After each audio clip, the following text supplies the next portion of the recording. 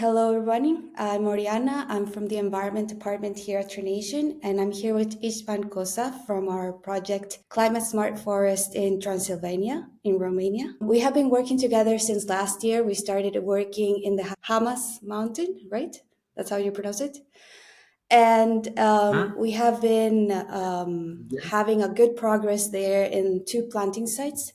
So far, we have planted a few 10,000 trees, and we hope for more this year. So, István, I'll leave the floor to you so you can introduce yourself, tell us a little bit more about your project. How did you start in this world of reforestation? Thank you very much, Oriana. And as you mentioned, we are active in the Eastern Carpathians. Actually, in more than one mountains. It's one of the mountains is the Hirschmarsh mountain you mentioned. Everything has a double name because it's a bilingual place, so it's something is sometimes is confusing. And one other mountain is the Chomad mountain, where we planted the oak trees together.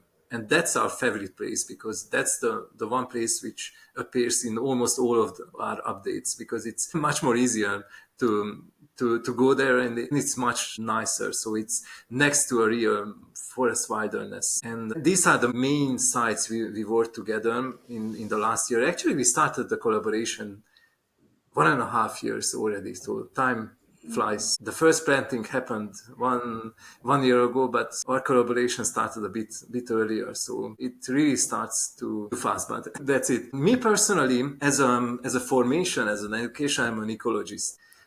It's very hard to admit that it was already almost 20 years that I started this journey around the Wow. trees, and it did not started with planting trees. So I worked in more than one NGOs in the field, and also for almost 15 years I was in the management of a private forest estate in the Southern Carpathians, and that is a really magical place. It's in and around the Retezat Mountains, and it's actually it's part of that estate is the largest privately owned virgin forest in Europe. And the commercial part of that forest estate became the first improved forest management carbon offset project of Europe. And the first plantings happened there. Although it's not the sheer number of trees what is missing from there, but there were some degraded spots here and there, formerly covered by buildings, and also some of the plots were damaged by wind. And the first plantings happened there. And these projects we are working on now are in a different place of the country, in the Eastern Carpathians, and they started like 5 years ago. So it's a different line of events, but it's just came out from that project. And to be honest, it never started as a big goal, like a big revelation that we should start to save the world by planting trees. It just felt the right thing to do. So, to be honest, it really felt something frustrating to think about the scale of the big environmental problems like the biodiversity loss and the climate, because our efforts are so minuscule, so small compared to what would be needed. And still, when driving a van on a muddy road with the workers going to plant and racing with the weather, it's just a struggle, and you simply do not have the time to think about how nice it is to contribute to solving the big problems. It is, but actually 1,000 as much should be done to have a real impact on globally on the world. But hopefully it's going to happen, and we still have time to these things to happen. So it is the right thing, but it's more like thinking about a place to be reforested, to think about some of the animals are going to be helped by it, and those very trees to thrive. For me, it's much more a focused, practical approach. It's very hard to think about the big problems because it's just provokes quite an anxiety. So it's just too small. Yeah, we all suffer for that anxiety for sure. And can you tell us a little bit about your approach, maybe how you chose these planting sites? How do you choose the trees that you're going to be planting? How do you develop this activity within your project? So this is the part where we are actually thinking a lot, because we always wanted to move away from the fact that we are just planting trees. thinking about projects like ecological restoration based on tree planting. So the species selection is very important, because planting the right species in the right place, it actually determines that site for a century. So you just cannot go in and plant the most resistant species and be happy with it, that it's growing, because it just creates the condition for a large number of plant and animal species, and also the communities around. So they have to live with it. And we are living in a shifting climating, among shifting climating conditions, and the trees we plant today are going to grow up in a, I think, very much different climate than what we know today. So this must be taken into account. And that's why the project name is Climate Smart Forest of Transylvania, because we always think about planting those species that can thrive in a much more drier and warmer climate, what we know here today, because it's going to shift to more Mediterranean instead of being a typical continental mountain climate. So that's what is already visible. So we have very, very dry and hot summers, which is quite unusual in this area. And that's why we are planting one of our favorite projects. So we are thinking about our planting site as different projects. Is the introduction of the oak trees in a Chuk basin. That's an intermountain basin in the Eastern Carpathians. And the oak trees were wiped out centuries ago from here, because it's a very close place and people needed the place for agriculture and also as firewood and building wood. And it could not recolonize because it's surrounded by mountains. And now, as the climate is changing, it's going to be much more favorable for the oak trees than the others. So actually we inspired the whole project from the work of an archaeologist. So they found a lot of evidence of the historic presence of those oak trees, but the oak forests are completely missing. So there are a few scattered specimens here and there, but there are no oak forests.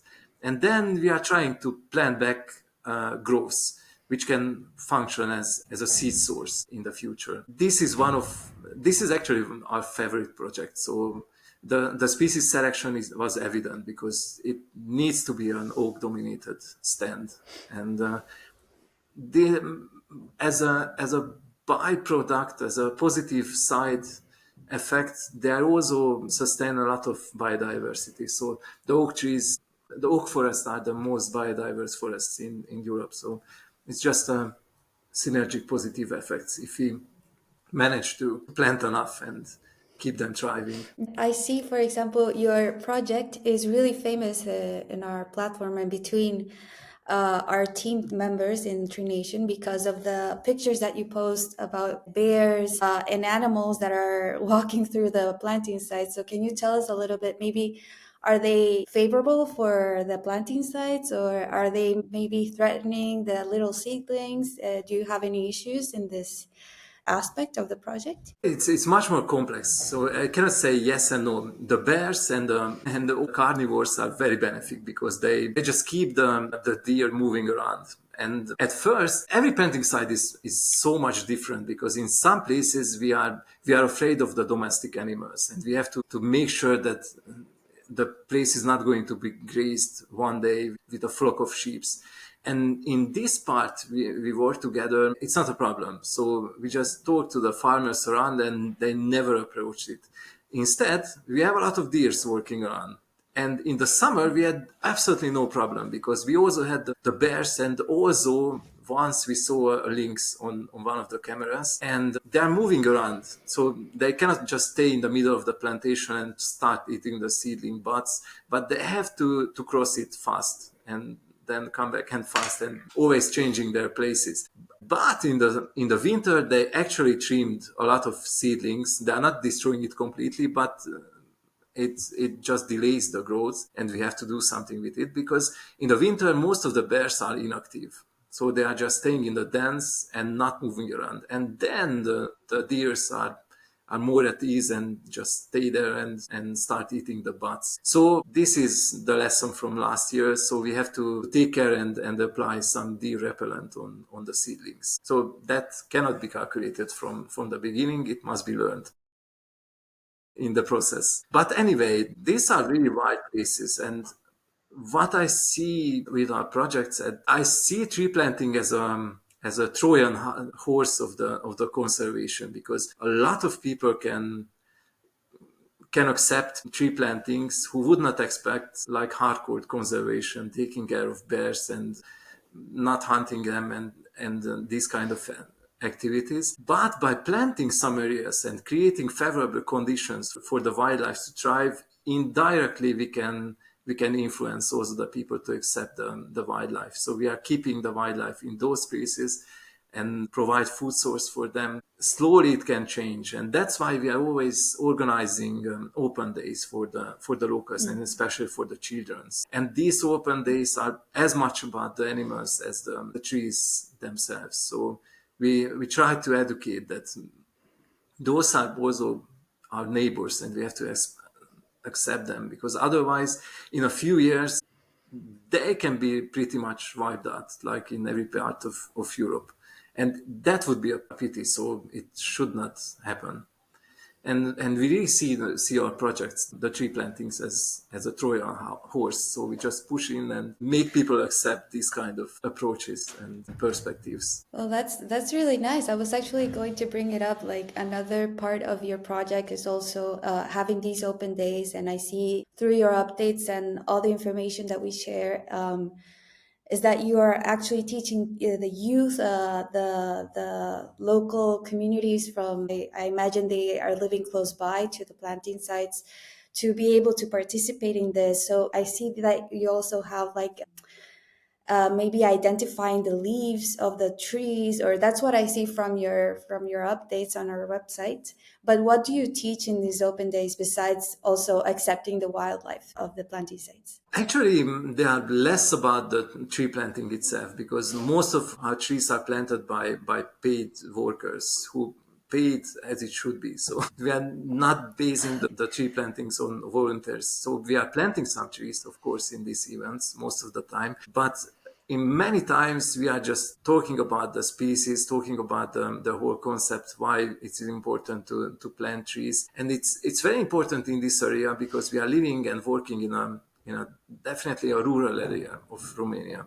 And people who are living close to nature usually see it as a resource. So they don't have this outside view of nature that something must be protected, which definitely is at bigger towns and cities. Near big cities in Romania, you can organize volunteer-based large plantings. But here in these rural areas, people just don't see it. It's just annoying hard work. People are going there for vain and planting some trees on the mountainside, and that must be explained why this is not like this. So they just think about differently in that. So it's not just a resource, the forest, what can be harvested or cannot be harvested. It's more, even especially in our times when there are so big and urgent environmental problems, and these forests can be part of the solution. People must think about it like this. So this is a slow and long process, but we try to do what we can do. Yeah, you and I both. It's hard to get people to actually understand the importance of the work that we do. So I think what you're doing, having these open days and teaching people about the importance of this is really nice. And I think it's maybe in time people will understand more the importance of what we do. So I want to go to the second part. I wanted you maybe to highlight what is the biggest challenge that you went through last year specifically, and how did you overcome it? We have quite a few challenges, and one of the most annoying and practical one is the very strange weather in the planting season, because our prime planting season is in the spring, but sometimes winter comes and goes. So when we start planting, and then the next week it's winter again, so we have to stop. And those trees which are taken out from the nursery needs to be planted as far as possible. And sometimes also the accessibility of the places is compromised, so we cannot reach by cars. So it's quite a struggle this period. But the biggest challenge last year was actually because with this Chomat site, where the really nice wildlife is, we just pointed on the map and said that this is a very cool place for a new oak forest, so we want to plant there. But this is a relatively densely populated areas, and the ownership structure is very, very, very fragmented. So people own a lot of small land plots here and there, and piecing them together to get some considerable surface is a very long and complex project. So we have to look for the owners, a lot of them old farmers who no longer work their land, and we have to search for them personally in the villages and convince them. So actually it does not need too much convincing, but to talk with them, to contract their parcels, that was a challenge. And actually it seemed that we might not be able to get enough land, but we managed. And actually it started this year to go by itself. So people are just saying to the neighbor that, look, these guys are really just planting it and there is nothing hidden behind it. So they just start to call us that, look, we also have a surface there. Are you interested? So that's a small and practical side, but that makes the foundation of the whole thing, of this oak planting project. In the other planting side is much easier because we are planting on a mountain and there are commons like villages commonly owning larger surfaces, and that's easier to find a proper surface. But these places which are close to the villages and with this private scattered ownership structure, that's a hurdle. But actually that was the best success story of last year. Yeah, that you managed to get the lands to plant the trees. And of course, it was a very nice surprise that the wildlife. So we always mount the game cameras, but seeing that we managed to start a project in a really interesting and valuable place, that was a good feedback, that it was a good idea that we pointed on that place. We pointed on the map because it's nice, but we find out that it's really good. It's really the ideal place to plant that forest in this area. Amazing. And what are the main goals or your plans for this year? Actually, we are continuing our projects, and of course, in the future, we would like to scale up and find a solution to plant more trees and involve more people. So we are thinking about new projects also, but actually, we have enough project ideas. So we want to scale up the existing ones and continue doing it, because it's a continuous learning curve. So it cannot be learned from a book or from a PDF guide how to do it, because every place is different and you just have to do it and see how it works. And after that, in a few years, I think after a few years, we just start to see and feel what thing needs to be cared of. So this is definitely not a 1 month process. So it needs years to see what works and what not. The main goal is to go ahead and do it continuously. Continue and make those trees grow. That's good. And also involve more people. I find it really it's really good that a lot of more farmers are joining and want you to plant on their land. So that's a good sign that everything is working out. So congratulations on that. So I'm going Thank to you very go to the much. last part. Hopefully going to You're stay. welcome. Yeah. So I'm going to go to the community questions. So we gathered a few questions from our forum and our social media. And I see you already answered the first two, which were the challenges that you already talked about. And how do you decide the tree species, which you already talked about the oaks. So I want to ask a third question from our forum that is, how do you incorporate technology into your work? Would you describe your approach as low tech, high tech, or no tech, and why? To be honest, I would define our work like low tech or no tech approach at this moment. And we started as a moderately tech enthusiastic project. So we wanted to send updates from every single tree. We tried a lot of mechanized planting methods. We used containerized seedlings. And as the years passed, we found out that it's not helping those forests to thrive and those trees to thrive. So at this moment, we are using the most simple, most rudimentary methods to plant. We are using bar-rooted seedlings and planting it with simple tools, and that works. So it needs much more time and effort from the people working on it, but that's the best solution.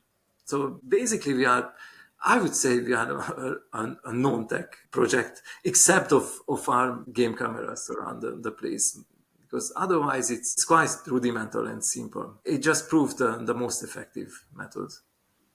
to make the seedlings survive and thrive. Okay, nice. That's good to know that you don't need so much tech to actually do a reforestation. So I'm going to go to the other question. What happens when drought hits or when a fire rips through the land? Are your reforestation projects built to endure these challenges? I will start with the latter part, the fire. We are not really afraid of fire because unless someone starts a fire just next the plantation, it's improbable that it's going to happen because it's not a stand replacing disturbance type in the Carpathian forest because they are much more humid.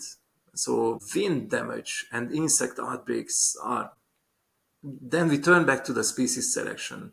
So that's why we are planting mixed forests and trying to make more climate resilient forests and planting those species even on the Hirschmarsh mountain. Instead of planting back a nice and fast growing spruce tree plantation, we are planting a much more natural mix of species, which makes those forests much more resilient to the future windbreaks and also for the pests. So by selecting the right species, we are making those species much more resilient to the droughts and to the secondary effects of it, because that's going to come. So that's inevitable. And if at this moment we are standing face to face to the Smash Mountain, half of it is broken by the wind, and the other half is just being eaten by the bark beetles. So planting those spruce trees back is kind of stupid. But that's what happens in most of the places.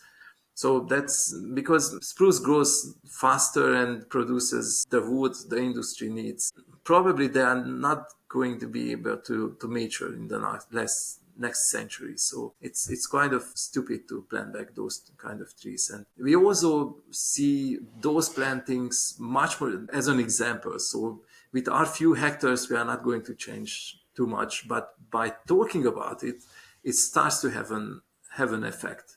And one of the commons we worked on started to plant some beech trees mixed into the newly planted forest. And that's the biggest success because people start to think about it that it might not be so stupid. We can plant the same thing back and wait another 10, 20, 30 years, and then we can see again all those forests destroyed. Talking about what we are doing is almost as important as doing those projects. We are not very expert in this, but we are trying. So hopefully in the future we can do it best. And the draft, that's going to come for sure. Hopefully we are. Last year we were lucky because there was a very hot and very dry period in the summer, but somehow it did not affect the seedlings. Maybe those areas we were planting are just below mountains and they received more rainfall than in other places because it just did not affect them so much. But for sure, in the future, we can expect that in some years we might have a problem. That's quite of inevitable because the dry, hot summers are coming. The right species in the right place might help a lot because that's why I think even in one planting site, the soil, the exposure, the altitude, it makes a lot of difference. So it must be micromanaged even on the site. What species planting with which location. So the species with a deep root system should not be planted on rocks because then you just wait 1 or 2 years and they will die. That must be really micromanaged on the site and looking those 10 trees there and those 10 there. It's just inevitable. Otherwise, we are just looking at, okay, it doesn't look too good. So that's why I told you at the beginning, it's very hard to think about the big picture when doing in this practical scale. So you just concentrate on those very trees to make them thrive. It needs a bit of stepping back and thinking about the big goals and the big picture of the whole thing.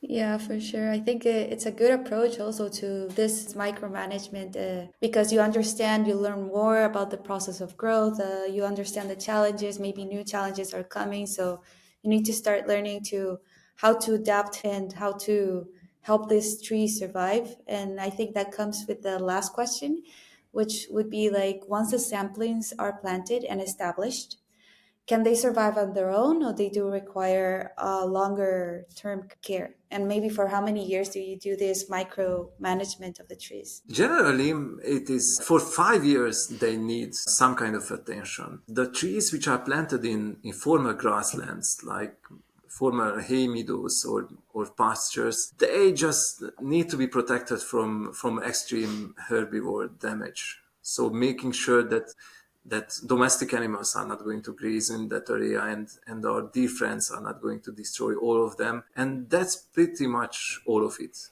So as it seems, it's actually better not to cut the grass around it, just to look it nicer and neater, because then it is easier for the herbivores to find them while they are small. Instead, in the mountains where we planted in place of wind damaged forest, there they are facing a very harsh competition from the other vegetation, the herbaceous and the shrubby vegetation, because the succession process just starts, and that place starts its, I think, century-long journey to form back that forest. But we are speeding up the whole process. So we are putting in the tree seedlings to speed up the whole process and to form those kind of forests we would like to see there. But anyway, those tree plants are there, and they are growing really fast because the sun reaches the ground, which did not reach it in the last century or more. And all the nutrients are liberated, and those other kind of plants are thriving there, and they are going to suppress the seedlings unless we are cutting the vegetation around them at least once a year. And that's needed in the first years. After they grow to 1 meter, 1.5 meter height, then it goes alone. So it's going to be automatic, and they are going to close the canopy in 10 years, then 15 years, and then it is done.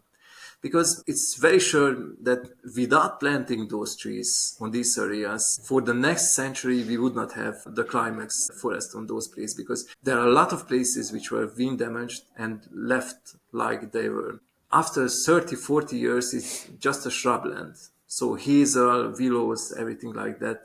The pioneer trees and some birches are going to cover it.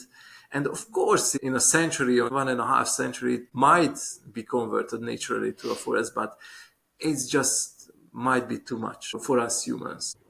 That's why it's very important. That's a more labor-intensive restoration of forests.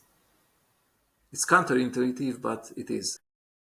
It sounds like a lot of work, though. Do you spend how much time doing this? Is it like, do you have a period of time throughout the year that you go and do this? Actually, with a team of workers, it goes very fast, this cutting of vegetations. They can run through the place and cut the vegetation at 0.5 meter height, and then it's not going to fall on the seedlings during the winter. And it's weaker in next year. So in a few years, it's done. But this is very seasonal. So at the end of the vegetation period needs to be done in a period, because otherwise it's going to grow back harder than it was. So it's very seasonal. So actually the summer is the most quiet period from the perspective of our reforestation work, because the summer is the period when everything is just growing. So actually the spring and the autumn is the more intensive part of the year. We don't have any more questions. I don't know if you want to close any conclusion that you want to our audience to know about you, about your project, your relationship with Tree Nation so far. Actually, thank you very much for the collaboration, and thank you for everybody who is planting in this project and also in other projects, because that's a very cool thing that people can plant even one or two trees and choosing the species they wish and plant in a project. That's amazing. So thank you for being part of this story. No, we thank you. We love what you're, how you're teaching our audience and our users and the sponsors. Each time you post, everybody's reading. So I think you've made a very good impact here in Tree Nation, and we're really proud to be partnered with you and work with you and make an impact in Romania. This is the first time in the history of True Nation that we have been working with in a country like Romania. So it's pretty exciting to see everything that is happening. And well, thank you for joining this series of webinars for our Earth Month campaign. I hope we can continue talking and maybe in the future for another webinar so we can see the progress of your project. What do you think? Thank you very much for inviting and for the whole thing, actually. Thank you.